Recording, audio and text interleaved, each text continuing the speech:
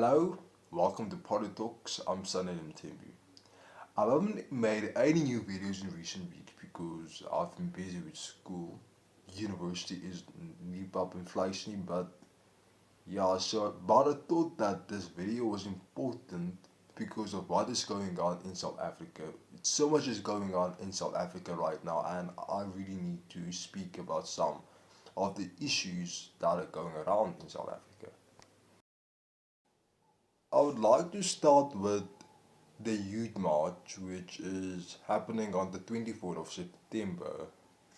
That has got a lot of people talking. And what is that all about? So, looking at it, fine, the organization which is planning this march, their interests are genuine because their worries are really genuine because it is much of what we have been talking about in this channel as well. Youth unemployment, inequality, so many things are going on in South Africa. So they are voicing much of the concerns in which we already had in South Africa. And so the protest is really something in which we could say is genuine, but in my opinion, I feel as if protesting without exercising the right to vote, without exercising the democratic process, is useless because you can protest. You can go out in the streets, you can and do whatever, but if you do not exercise your democratic right to vote, your democratic right to challenge legislation and policy, nothing is going to change. Nothing is going to change. So those people find they can go out and protest, and I support them, and I stand in solidarity with them. But that, within that, you get some people who who just want to cause chaos because there are some people who genuinely want to protest what is going on in South Africa because they are frustrated like the rest of us. But then some people just want to cause chaos, and I feel as if this protest and as well as the youth is being used as a pawn to actually advance some people's interests because some people are not even calling for just protest. Some people are not calling for just protest because you see people talking about toppling the government of South Africa, comparing what happened in Nepal and wanting the same thing to happen in South Africa where young people topple a democratically elected government here in South Africa. So this is what boggles me when people, and many of these people I'm sure, did not participate in last year's election. They didn't participate in the democratic process, and then they come and then they want to topple a democratically elected government. Many of us, including myself, we don't like the government, and I have mentioned that I hate this government, but toppling a democratically elected government in that nature is not something that we want in South Africa because it has dire consequences that these young people don't realize. And we need to actually speak about these things on these platforms because they will affect us. We cannot allow, under any circumstances, for our democracy to be threatened. Anybody who threatens our democracy is a threat to our peace and our stability as a country. They must be dealt with accordingly. Because anybody who threatens to topple over the government threatens the legitimacy of the state. They threaten the legitimacy of South Africa, not just domestically but internationally, because South Africa is that one African country which has an international reputation of good standing. South Africa has international legitimacy. That is what differentiates us between other African countries. South Africa has legitimacy. So if you take away what makes it legitimate, which is our democracy, you are making us slide into uncharted waters. You're making us you are making us slide into uncharted territory, which is going to pose a threat to us. You cannot want to topple a government and then you have no plan. What is the plan? Who's going to run the country? You have no plan. What's the domestic policy? What's the international policy? You cannot propose such things. And the people who are proposing such things are people who don't participate in the democratic process. These are people who say votes are rigged. These are people who say there's no point voting, but yet they come. And then they want to cause chaos for everybody in the country. It is important to protest. You can protest. It is everybody's right to protest, but it is not anybody's right to topple a government which was democratically elected by the people of South Africa. You had your chance to vote, you had your chance to voice your opinion, but you blew it. If you did not like the election results, because some people say, hey, those votes were rigged, you had the chance then to like say, I'm protesting these results, but you never did it. You never did it. Your silence was you saying, I accept the results of this election, and that is what you did. You accepted the results of the election. So don't come here and act like a politically knowledgeable person, because you are not. Protesting and going to marches does not make you a political activist. Protesting and wanting to topple a government does not make you a political activist. It makes you an anarchist. It makes you an anarchist. It makes you a person who wants to disrupt peace. We complain about the lack of service delivery, but if you look at the people who participate in local government elections, you will be shocked. 2021, we recorded the lowest number of people participating in the elections ever. Last year was the lowest voter turnout for a national election ever recorded. So why are people complaining? If you do not vote, somebody else is going to vote. If you do not participate in the democratic process, somebody else is going to participate in the democratic process. We have in South Africa the right to comment on legislation, to comment on policy, to comment on these things. We have the right to do that, but we don't do it. We have the right to propose new laws. We have the right to challenge the government in court. We have all these rights, but we do not use them. And then when the government tramples on us because they see that we do not exercise these rights, we come and act so funny. The problem here is that you do not use what is given to you. The tools that you were given by the Constitution and are given by the beautiful laws of this country, you do not exercise those tools. You don't use those tools for your advantage. And that is why South Africa is in the place that it is today, because we don't have active citizens who challenge things, who scrutinize policy. We don't have those type of citizens. If citizens actually said, okay, we care about our country, we will look at policies which work and policies which don't work and scrutinize and compare those policies, we would be a better country.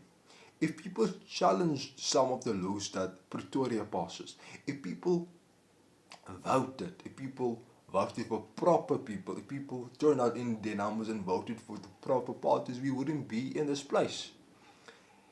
South Africa voted for the ANC for 31 years. For 30 years. South Africa voted for the ANC and they gave it 40% last year. So, who is at fault for the high unemployment? South Africa voted for the ANC. It wasn't anybody else. South Africans voted for the ANC. They gave the ANC a majority for 30 years.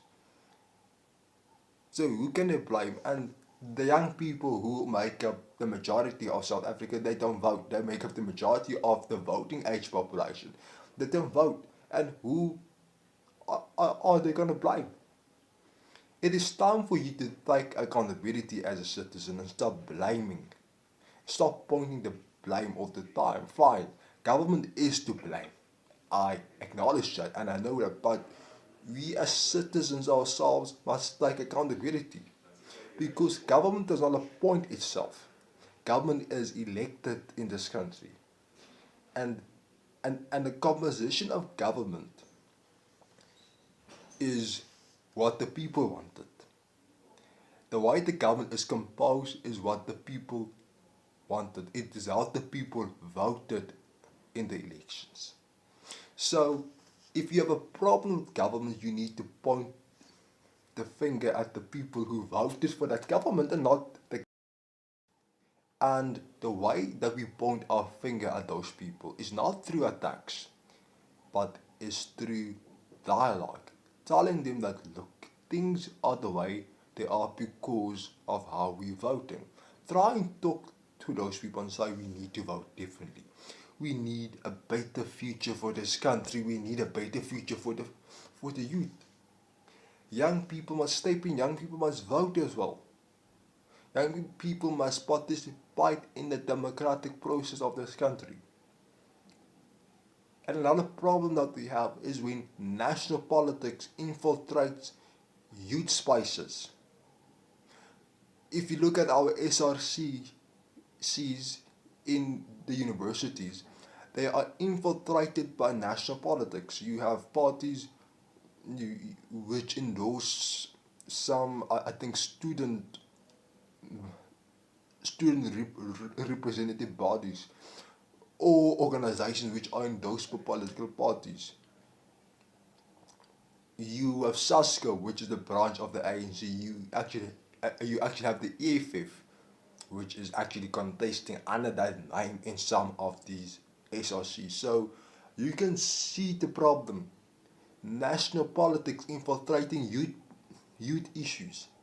At the end of the day, youth issues drown up and they get overlooked because national politics, the big players are now taking advantage. They are hijacking this entire thing. Youth people should have their own movements.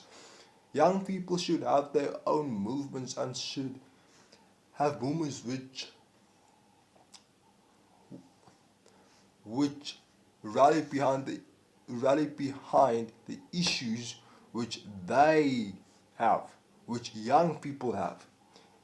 These big churches, the ANC, the EFF, they're not going to really, address youth issues because their focus is on national politics, not on young people.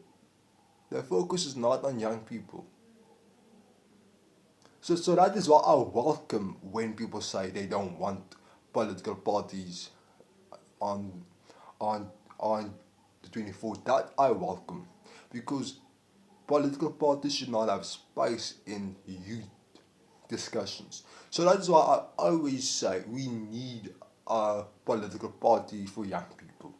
We need a political party which represents the issue of young people outside of just being a political party which has a youth branch, which has a youth league. That is not what I like. I want a political party which exclusively represents young people, and so we are representing and rallying behind youth issues.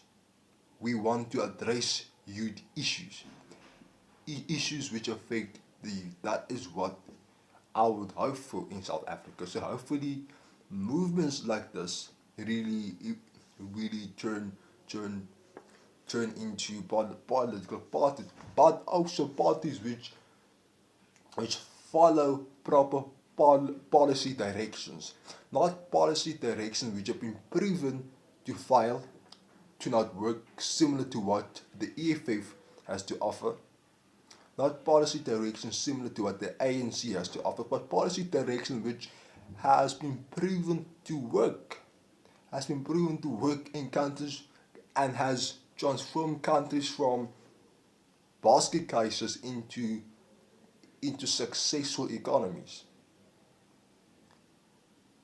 And for that, I'm looking at Singapore, I'm looking at Taiwan, I'm looking at Malaysia, those type of countries. Countries which were basically crisis but are now successful economies. We need to look at those policies and try and implement those policies here in South Africa. People who say we must implement socialism, communism, people who say we must nationalize the shit out of South Africa are people who obviously don't know what happens when you do that.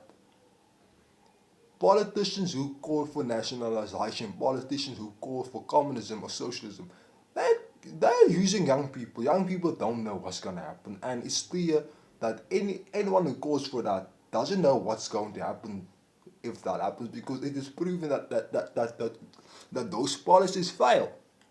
So why would anybody want those policies?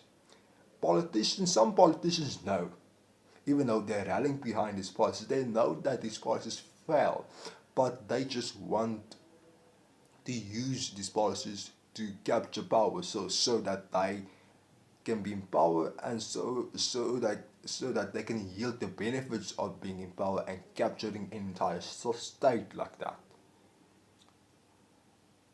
And I feel so scared when I hear young people say that they want to be led by a dictator. They say we need a dictatorship in South Africa. They say we need a military dictatorship.